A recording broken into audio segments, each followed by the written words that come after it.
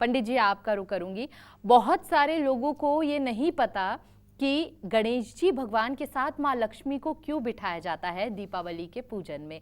आज आप विस्तारित रूप से इसकी जानकारी दर्शकों को दीजिए। हिमानी जी, ये लोगों का प्रश्न है जो आपने प्रश्न किया है।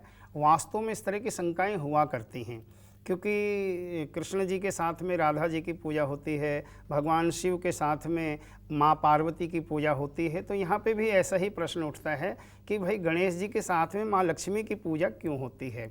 देखिए, सीधा सीधा सा मैं आपको बताऊं जो आपको समझ में आएगा कि बिना लक्ष्मी के और बिना बुद्धि के, दोनों अगर एक साथ नहीं हैं तो आप तरक्की नहीं कर सकते हो।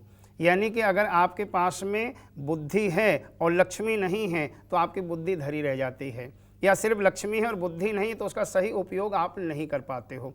इसीलिए माँ लक्ष्मी और भगवान गणेश जी की एक साथ पूजा होती है।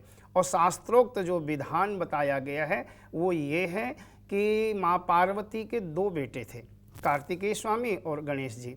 लक्ष्मी जी के कोई संतान नहीं थी, तो लक्ष्मी जी ने माँ पार्वती से आग्रह किया कि बहन, आपके तो दो बेटे हैं, दो बेटों का सुख पा रही हो, मेरे एक भी नहीं है, तो एक पुत्र अपना मुझे सौंप दो। तो माँ पार्वती जी ने गणेश जी को लक्ष्मी जी के लिए प्रदान कर दिया। इसीलिए भगवान गणेश जी की और लक्ष्मी जी की एक साथ पूजा होने से घर में धन धान्य की वृद्धि होती है, रुके हुए कार्य हमारे संपन्न हो जाते हैं, और माँ लक्ष्मी की कृपा से धन धान्य के भंडार हमारे घर में भर जाते हैं। इसीलिए लक्ष्मी जी की और गणेश जी की पूजा एक साथ की जाती है।